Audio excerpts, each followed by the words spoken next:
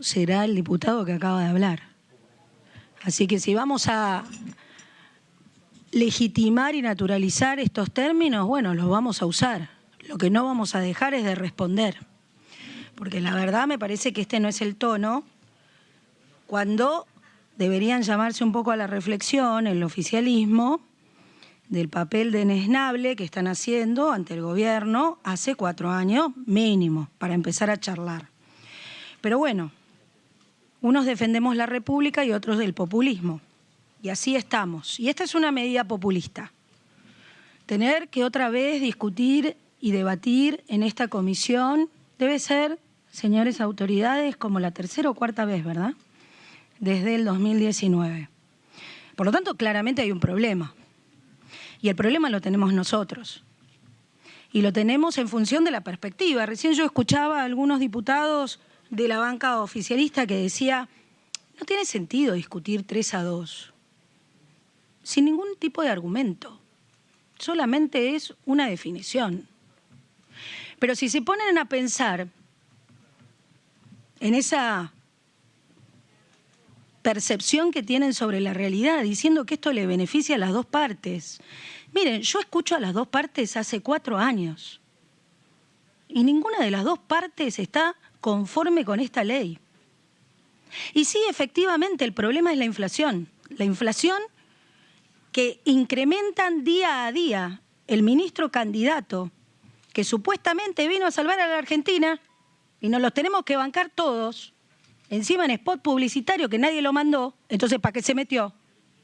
Pero lo que es seguro no hace nada, y no cambia ni siquiera la realidad. Y la única idea que tienen es más intervención, más congelamiento, más subsidio, más maquinita y aumentar más la inflación. Hacen estos engañapichanga, que son medidas electorales para dividir a la oposición. Mire, esto ya lo conocemos, señor presidente. Esto ya lo hizo Chávez en Venezuela. Cargar con medidas populistas, como toda esta batería de proyectos a último momento, porque van terceros y porque no entran al balotaje. Y la estrategia es que se salve quien pueda. Bueno, nosotros no.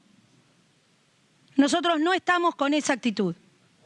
Nosotros defendemos a la gente. Defendemos a la gente, defendemos a los trabajadores, defendemos a los honestos. Defendemos a la gente que quiere vivir en paz y no estar permanentemente intervenida por los gobiernos deficitarios de ustedes. Es cierto que la ley no fija precios. Chocolate por la noticia. Bueno, a lo mejor no hablemos de chocolate, porque si no... El que fija precios es el mercado. Lo desconocen. Desconocen cómo funciona. Hace 4 años que estamos hablando en esta comisión cómo funciona la oferta y la demanda. Y el problema está en la oferta, señores.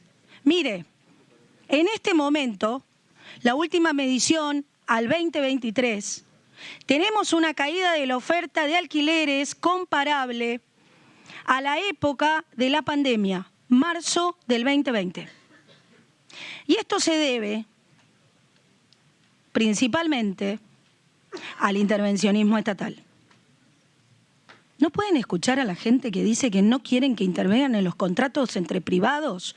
¿Qué es lo que supone? No, claro que no negocian en un contrato de alquiler, pero claro, tampoco negocias el precio del casancrem cuando vas al supermercado. Lo que necesitas saber es si hay ofertas de otras marcas que vas a poder acceder. Funciona igual en alquileres. Entonces, mientras nosotros sigamos afectando la oferta, con estas idas y vueltas de la ley, generando inseguridad jurídica, van a subir los precios. Y los precios suben porque no hay oferta. Y cuando no hay oferta, puedo poner el precio que quiero. Y si pongo el precio que quiero, alguno que no tenga dónde caerse muerto va a agarrar. Y va a pagar por encima del valor. Como decía recién el diputado López, que decía, este problema de la ley lo ocasionó el gobierno de Fernández. Terminemos con el cuento de Lipovetsky, que les digo, nos echó una maldición, porque tener que estar discutiendo esto todos los días de hace 4 años es parte de lo que nos merecemos. Pero es real que el gobierno de Fernández no ha sabido cómo tratar la crisis habitacional que tiene. Es toda la responsabilidad de ustedes, así que bajen un poco los tonos, tengan un poco de decoro, sientan un poco de vergüenza. La verdad, es lamentable. Tenemos hoy, al día de la fecha, 830 pesos el dólar blue, 365 el dólar oficial, 57 pesos de diferencia. Los alquileres aumentaron en lo que va del año 143%. Un alquiler en Cava y el AMBA de 50 metros cuadrados, escuchen, 50 metros cuadrados, 225.802 pesos de promedio. Y no hay para alquilar si sos familia tipo. Así que lo tenemos la gente toda amontonada en 50 metros, que es lo único que hay. Y quizás ni siquiera lo pueden pagar, porque el salario promedio es de 80.000 pesos y hacemos leyes para ricos, señores. La verdad, es una vergüenza. Quiero que sea, y quiero transmitir principalmente cuál va a ser nuestra posición de acompañar la posibilidad de insistir con la media sanción, que es lo que efectivamente habíamos acordado en mayoría en esta Cámara, y haberlo podido resolver casi como un parche, porque no es la solución. Señor presidente, usted conoce mi posición.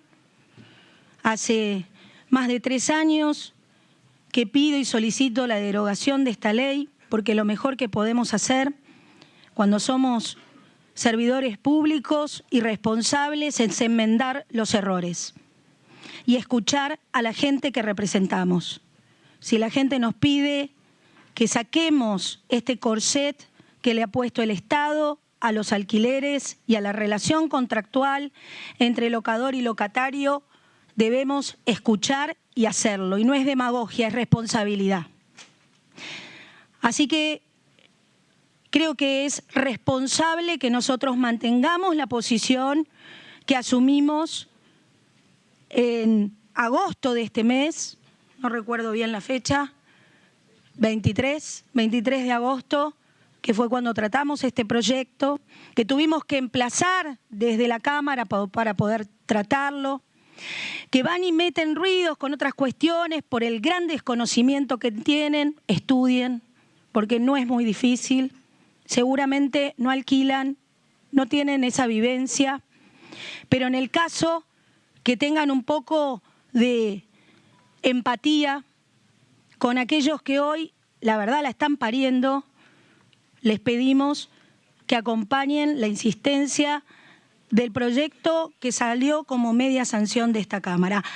El Senado lo único que hace es el cuento de la buena pipa, empeorar las cosas, mantenerlas como está. Seguramente quedará en la conciencia del senador Bertelinec y de los rionegrinos, que seguro deben ser todos propietarios, porque si no, no se entiende. Y por último, y con esto cierro, acá los únicos que aprietan son los que traen a la CGT en las bancas para venir a condicionar el voto de la oposición. No va a pasar nunca, no va a volver a pasar en la historia de la Argentina.